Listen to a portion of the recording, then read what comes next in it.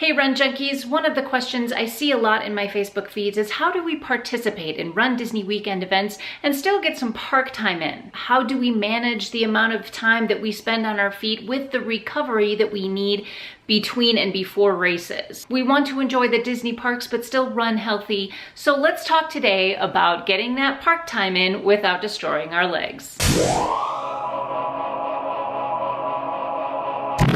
As I mentioned in my family racecation video, planning your trip ahead of time is the best way to manage expectations during your Rundisney racecation. The first thing to remember is that you are there as a runner, an athlete whose body needs to perform at high levels of intensity, regardless of how many miles you're running. And since there are so many combinations about Rundisney races, you can run 3.1 miles up to 48.6 miles, one day up to 4 days. I'm going to speak generally about how to manage the park time before and during race weekend. First, you have the Expo. Now, some runners just get in, get their bibs and pre-orders, and get back out to rest back at their hotel.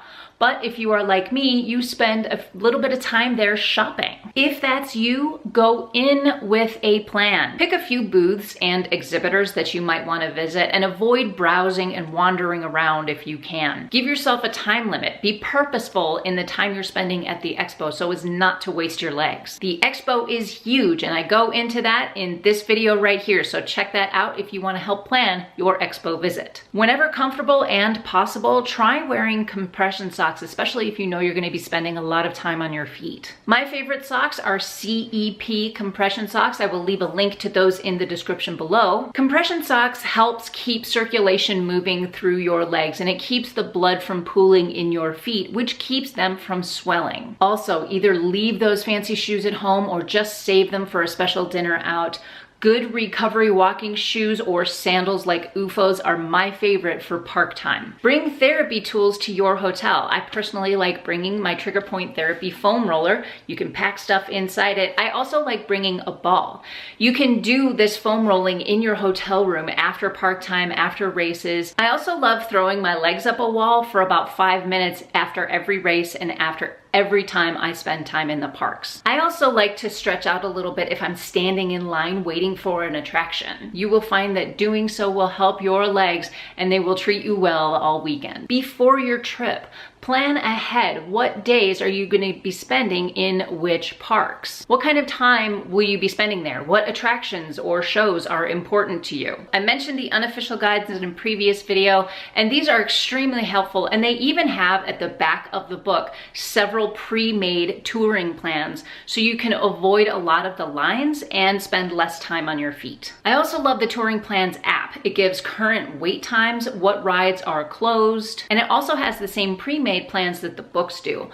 If you visit Disney parks often, it might be worth it to get an annual membership. It's very nominal in terms of a fee, and you can customize your own plan. You can build in your own breaks, you can add the attractions you like, you can add that attraction as many times as you like. And the Touring Plans app will optimize it for you so you're spending an efficient amount of time in the park. When we plan our trips, we each make a top 10 list of attractions that we absolutely want to see. Then we prioritize them by the most requested. For example, when we go to Epcot, Test Track is at the top of all of our lists. So that makes the list of attractions that we will see that day. However, over at Magic Kingdom, if I'm the only one that wants to see the Enchanted Tiki Room, then that one may be negotiable if we're running out of time. Also, either plan for less than you think you have time for, or be willing to drop an attraction or two in favor of a break. You can always add stuff to do into your plan, but if you're trying to cram too much in, you might just wear yourself out. Speaking of breaks, plan those breaks, meal and snack times into your park plan.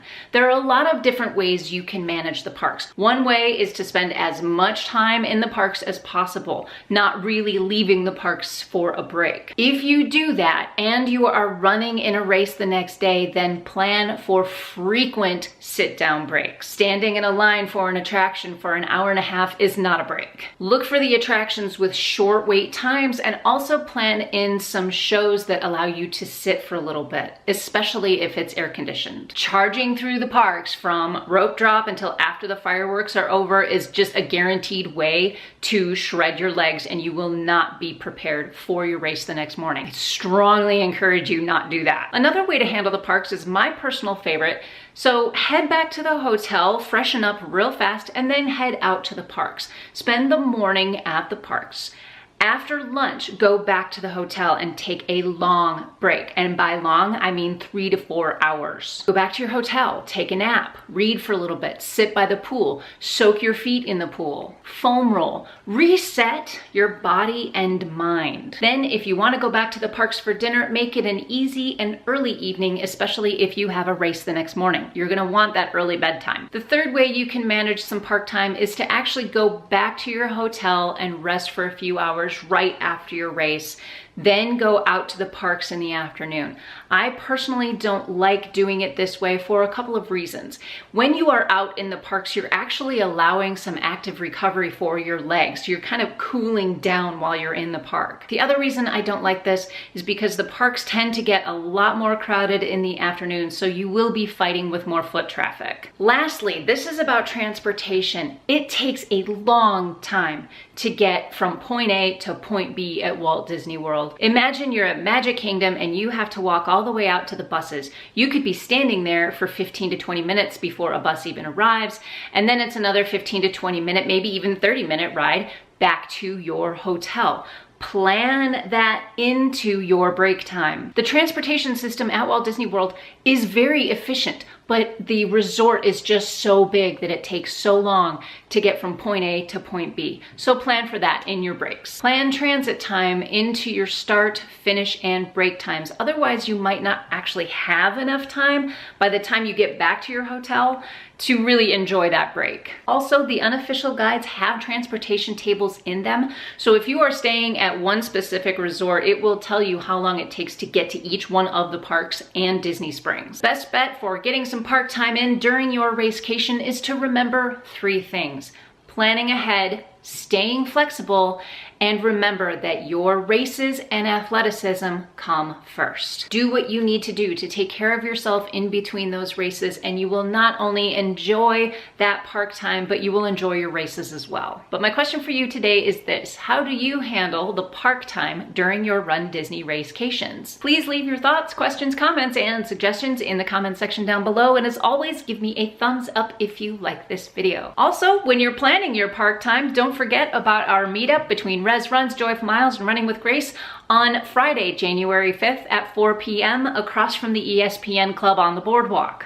See what I did there? That is it for me today, guys. Thank you so much for watching. Get out there, go find your awesome. We'll see you next time, and until then, happy running.